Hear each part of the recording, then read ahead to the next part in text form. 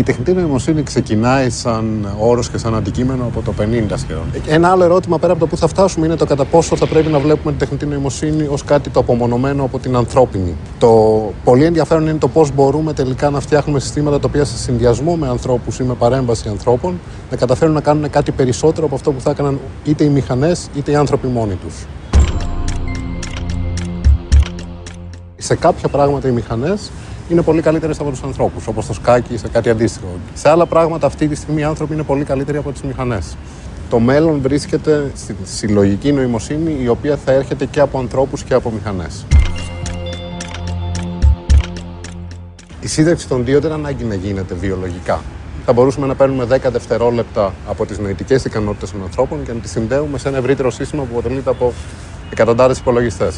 Το 2009 η DARPA έκανε ένα διαγωνισμό στον οποίο τοποθετήθηκαν 10 κόκκινα μπαλόνια σε άγνωστα σημεία των ΗΠΑ. Σκοπός των ομάδων που μετήχαν στο διαγωνισμό ήταν να μπορέσουν να φτιάξουν το βέλτιστο σύστημα που περιέχει και ανθρώπους και μηχανές που θα βρει τα μπαλόνια όσο πιο γρήγορα γίνεται.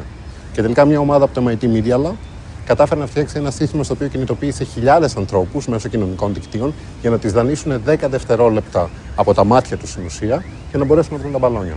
Σκεφτείτε απλά την Αραβική Άνοιξη. Είχαμε χιλιάδες ανθρώπους οι οποίοι παίρναν φωτογραφίες, στέλνουν μηνύματα στο Twitter και αν κάποιος μπορούσε να συγκεντρώσει όλα αυτά, είχε μια πολύ καλή εικόνα του τι συμβαίνει σε ευρύτερες περιοχές. Τα Facebook είναι ένα διαλογικό κοινωνικό ρομπότ. Διαλογικό γιατί έρχεται σε διάδραση με ανθρώπους χρησιμοποιώντας φυσική γλώσσα. Κοινωνικό επίσης γιατί πέρα από την επαφή του με έναν άνθρωπο, στην ουσία έχει επαφές και με πολλούς άλλους και δεν είναι μεμονωμένες οι επαφές, μεταφέρεται κάτι μεταξύ των επαφών. Ένα από τα υποπροβλήματα του χώρου είναι οι μακροπρόθεσμες σχέσεις. Ότι αν πάρω ένα ρομπότ και το βάλω σε ένα περιβάλλον που ζουν άνθρωποι, εργάζονται άνθρωποι και το αφήσω εκεί για πολλές μέρες και μήνες, ενώ στην αρχή υπάρχει μεγάλος ενθουσιασμός και άνθρωποι έρχονται στη διάδραση μαζί του, μετά από λίγο αρχίζουν και βαριούνται. Οπότε το μεγάλο ερώτημα είναι το τι μπορούμε να κάνουμε για να αντιστρέψουμε αυτή την έλλειψη ενδιαφέροντος. Και αυτό ακριβώς προσπαθήσαμε να κάνουμε στα Facebook. Σαν πρώτη προσέγγιση του κινητόπου, ξεκινήσαμε δημιουργώντας κοινές μνήμες, έχοντας το ρομπότ να θυμάται τις προηγούμενες συναντήσεις που είχε με τους ανθρώπους που συνάντησε και κοινούς φίλους, έχοντας το ρομπότ να μιλάει για συναντήσεις με άλλους ανθρώπους, στους κοινούς γνωστούς. Κατά δεύτερο λόγο, το συνδέσαμε στο Facebook. Οπότε, πέρα από τις φυσικές μνήμες των φυσικών συναντήσεων, είχε και τις συλλογικές μνήμες όπως αυτές μεταφέρονται στο Facebook της ομάδας στην οποία ανήκει. Και έτσι στην ουσία το ρομπότ θυμόνταν πράγματα, κουτσομπόλευε και πάει λέγοντας και έκανε διαλόγους που είναι πιο ενδιαφέροντες από κάτι το τυποποιημένο και άσχετο με το συνομιλητή του. Εδώ εξαρτάται από το τι εννοείται ακριβώς να αποκτήσουν νοημοσύνη και τι εννοείται ακριβώς να αυτονομηθούν. Γιατί αυτή τη στιγμή τα ρομπότ έχουν νοημοσύνη. Θα δείτε ότι υπάρχουν τουλάχιστον 5 διαφορετικές εκδοχές του τι μπορεί να σημαίνει αυτή η λέξη. Και είναι πολύ δύσκολο για τις περισσότερες από αυτές τις εκδοχές να βρούμε κάποιο εμπειρικό κριτήριο για το κατά πόσο μια οντότητα έχει συνειδητότητα. Αυτό το οποίο μπορεί να αποκτήσουν είναι μια μεγαλύτερη δυνατότητα για αυτογνωσία. Δηλαδή, μπορεί να έχεις ένα ρομπότ το οποίο παραδείγματος χάρη μέσα στις αναπαραστάσεις που φτιάχνει στο μυαλό του να έχει και μια φυσική εικόνα του δικού του σώματος. Ή ένα ρομπότ το οποίο να θυμάται τι πράγματα έχει κάνει στο παρελθόν και να αλλάζει τη συμπεριφορά του σε σχέση με αυτό, λαμβάνοντας υπόψη και κάποιο μοντέλο του ίδιου του εαυτού. Λέγεται το νέφος ανθρώπων και ρομπότ και η βασική ιδέα είναι ότι επεκτείνουμε την ιδέα του υπολογιστικού νέφους ώστε να περιέχει όχι μόνο υπολογιστές μέσα από αποθήκευσης και προγράμματα, αλλά να περιέχει διασυνδεδεμένους ανθρώπους για 10 δευτερόλεπτα, 20 δευτερόλεπτα που να κάνουν νοητικές διεργασίες για τον νέφος. Παραδείγματος χάρη, να αναγνωρίζουν εικόνες, να κάνουν μετάφραση ενός κειμένου, να σχεδιάζουν κάποιο μικρό component ή οτιδήποτε τέτοιο. Και αυτοί μπορεί να το κάνουν ενώ κάθονται στο σπίτι τους και παίζουν ένα παιχνίδι, δηλαδή είναι μια μορφή μικροεργασίας στην ουσία. Ένας από τους βασικούς λόγους είναι ότι δεν υπήρχε ιδιαίτερη έρευνα στο αντικείμενό μου σε μια ευρύτερη περιοχή.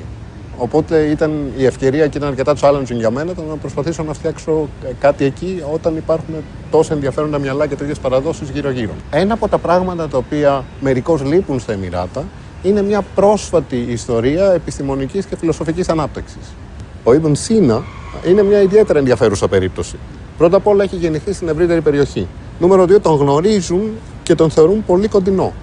Νούμερο 3, είναι ένας άνθρωπος ο οποίος μέσα του φέρει στην ουσία τη συνέχιση της ελληνικής φιλοσοφίας, της ρωμαϊκής δουλειάς, των προηγουμένων θρησκειών της περιοχής, της Ινδικής και της Περσικής παράδοσης. Και τους δείχνει επίσης ότι στο μέρος στο οποίο είναι κάποτε γίνονταν τέτοια πράγματα. Κάποτε υπήρχε επιστημονική ανάπτυξη και μπορεί να ξαναγίνει. Θα ήταν μεγάλη μου χαρά και κατά μεγάλο μέρος και μέρος του γενικότερου ονείρου μου.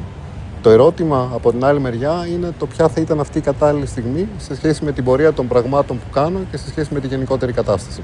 Αλλά ακόμα και αν δεν είμαι εδώ φυσικά, έχω αρκετές συνεργασίες με φοιτητές και με πανεπιστήμια από την Ελλάδα, είτε άμεσα είτε μέσω προγραμμάτων της Ευρωπαϊκής Ένωσης κτλ.